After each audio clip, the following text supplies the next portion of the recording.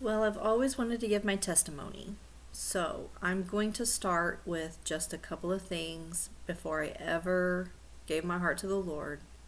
Going back when I was young, I do know that there were some times where I was miraculously delivered from car accident and other things. So I'm going to talk about those because I believe now, looking back on everything, that God had a plan and a purpose for my life. I believe He has a plan and a purpose for everyone. And we can't really describe or explain why some people die young or why some people go the way they go or, why was this person saved and this person wasn't. We don't know.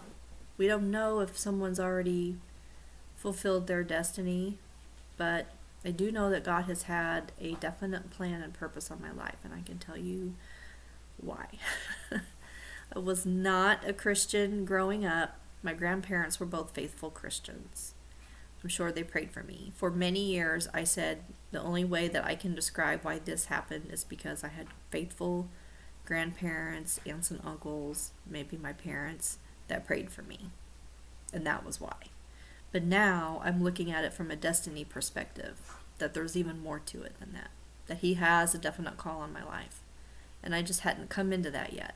I still haven't, but I think I'm just about there. So when I was about 13, I started going out just like my friends, drinking, hanging out at the arcade. That's back when arcades were in. Staying out late. My parents were divorced, so I lived with my dad. My dad owned a bar, so he was gone until like 2 a.m. And my curfew, now when I was 13 it wasn't. When I was 13 I was supposed to be home like at 10. But it quickly grew into 11 and 12. By the time I was 15, like on the weekends, I had to be home by 12. That's really, most kids, it wasn't lenient like that with them. But my dad, not being at home, couldn't really say you've got to be here because he wasn't there.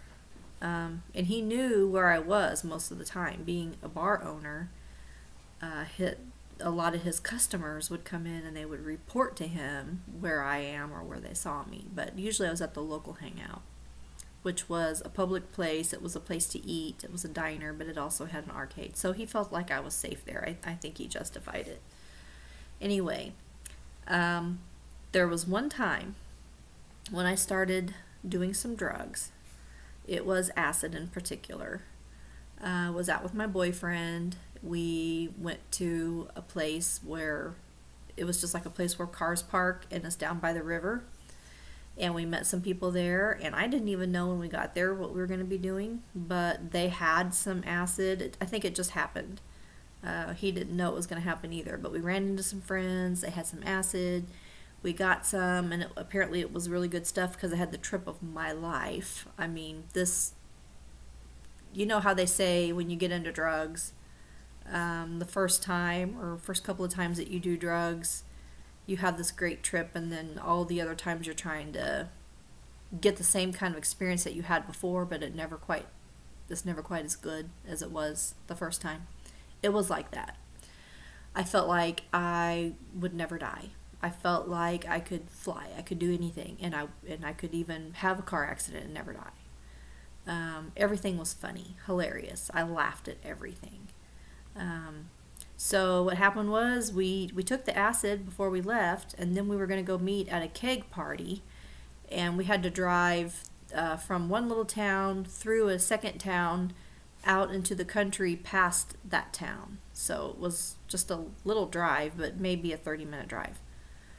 And it was getting dark, and my boyfriend was driving my car. It was a Monte Carlo, and it was one of those seats, not a bucket seat, but the seat where you could fit 3 people in it, and there's nothing in the middle. So I was sitting right next to him. He was driving. I had my hand on his leg like I usually do. He had his hands on the steering wheel. And he kept going faster and faster. And the roads were like up and down like this, real quick little hills. And each time we'd go up and down a little hill, I would laugh because it would get my stomach. And then I would say, how fast are you going? I'd look over and I'd see how fast he was going. I'd say, oh, you're going way too fast. You need to slow down. And then usually we'd argue if he would do that and not listen to me. But this time, it'd catch my stomach again and I'd start laughing. Even though I'd said slow down, and I'd laugh again and he would go faster. And this happened several times where he kept going faster and faster. Well, I think by the time we got to this 90-degree corner, we were going about 100 miles an hour. We topped the hill. We had the people behind us that were following us. There were several cars actually trying to follow us. But we were going so fast that they kind of slowed down. They decided, man, this guy's crazy and we've got to slow down. There's this corner coming up here. So we got up to the corner. And at the top, it goes like this, and it takes a direct 90. And then just another little ways and another 90. So when we got to the top of that hill, we made the corner, and all I can tell you is I was airborne, and in 1 second I was sitting next to him, and the next second I was up against the door. I didn't have a seatbelt on. It was before the seatbelt laws. I was flying through the air. I hit that door with a lot of force. I'm surprised the door didn't come open. And then I fell down into the seat. And he was hanging onto the steering wheel. I think he went airborne as well, but because he was hanging on the steering wheel, he didn't go flying across the car like I did. And I really don't know how fast we were going when we made the second corner. I think he did slow down, but still we were going way too fast to even make it around that corner. So I don't know how that happened. When we got to the party, we were 10, 15 minutes ahead of everybody else. We had time to have a whole conversation. We were recounting what had just happened. We were laughing. We were joking. He was making all these proud statements like, oh yeah, just blew him away. I wonder how long it's going to take him to get here, blah, blah, blah, blah, blah, blah. And all I remember is just laughing, like I was having the time of my life. But when these guys showed up, they said, man, you're crazy. You're one crazy MFer. That's how they talked. They were like, we don't know how you did that. They were like, how'd you do that? And he's like, how'd I do what? Well, how'd you make that corner? They said, we saw you with our own eyes. Like, all 4 tires, dude, they were not on the street. Like, your whole car was airborne. And still, you made a 90-degree turn. Your tires never crossed over the line. You never went over the middle line. You never went over the edge. Like, we don't know how you did that. We don't have a clue how you did that. They were like, that was just unreal. Nobody even considered that it was God. Nobody considered that it was an angel. I mean, come on. I guess we were pretty dumb when we were young. So that's one. I can look back and say, you know what? I know for a fact my guardian angel had to have been the one that turned that car and kept us on the road and kept me from being ejected out into a field somewhere or, with no seatbelt on. We would have been completely torn up if we'd had an accident. The next thing that I can remember being a miracle is I went to my first keg party. This actually probably happened before the accident that I just told you about. We showed up early. It was my first keg party. And I went out there with a few people. I was underage, so I couldn't drive. And when we showed up, there was a trampoline out in the backyard, and I had a trampoline of my own. I was in gymnastics. I was very physically active. I did a lot of swimming and did a lot of gymnastics. So when I saw the trampoline, I thought, well, there's not very many people here, and I don't really know very many people. I think I'll just come out here and jump. So that's what I did. Got on the trampoline, started jumping. Well, their backyard was a slope, kind of like this. About that grade. I mean, doesn't seem too bad, but I already knew that wasn't a very safe situation. But it wasn't too bad. I was going to go ahead and jump on it by myself. Minding my own business, jumping by myself, and everyone else that I was with went into the house, and then out came Steve. And at the time, we were just friends, but I always liked him. He ended up being my boyfriend for many years after this situation happened. But he came out, and he was kind of a daredevil type of a person. He always took risks, did a lot of dangerous things, like jumping off of steel bridges, jumping off the top of steel bridges into shallow water, and things I would have never done. But he says, hey, do a flip. And he's on the trampoline with me, and now he's jumping real high. He's trying to get all of the height that he can get so he can do a flip. And I'm like, no, man, I'm trying to tell him to get off. Get off. No, man, I'm jumping, and it's on a slope, and this isn't safe. And I had this thought, you need to get off. Well, I just thought, oh, I'll just come and get on the edge while he's jumping. So I went to the top edge. The trampoline's like this. So I went up to the top edge. And I thought, well, I need to jump a little bit so that I'm not dampening his jump. So he did a flip. And then he did it back. He goes, do a backwards flip. And he did a backwards flip. And I'm like, no, man, not with two people on here. And besides, it's not level. This isn't safe. I was trying to tell him to get off. And then I had this thought again. No, you need to get off. This isn't safe. And I remember thinking, oh, no, it's okay. I'll just stand here. I'm not gonna jump. I'm just gonna stand here and jump a little bit. And I think the third time he said, come on, do a flip with a twist. And he did a flip with a twist. Well, at this point I was bouncing pretty good. I was trying not to limit my bounces. I was trying to be up in the air more than I was on the trampoline. He did a flip with a twist. Landed, he nailed it right in the center of the trampoline. When he came from that flip with a twist, when he landed with a punch, it sent me flying up through the air. I am not kidding you. I went so high, I was reaching down trying to reach him, and he was reaching up with his arms trying to reach me, and we couldn't touch each other. And I remember thinking at that moment, as I was flying in the air over his head, I remember thinking, how in the world did I ever get myself into this situation? I had no clue what had just happened. I knew I was in big trouble. I knew I was doomed. I could see it. I had enough time to think, 3 or 4 seconds to think, and it was bad. Because not only was I flying so high, but the trampoline being like this, and I'm like this over him, well, now, as I'm flying through the air, I'm coming down head first. Maybe my reaching down, trying to catch him, caused my head to go this way. I'm not really sure. I was just trying to get stopped from flying off of the trampoline. And I could see that there was no way I was going to land on the trampoline. This is before they had the nets to catch you.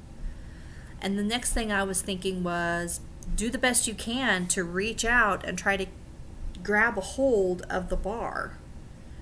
So as I'm reaching out, when this hand I wasn't able to catch, but this hand, I did touch the rail, the rim. But because of the force, the force of flying and my weight, it all came down on my thumb. My thumb caught and it bent it back, and it hurt so bad.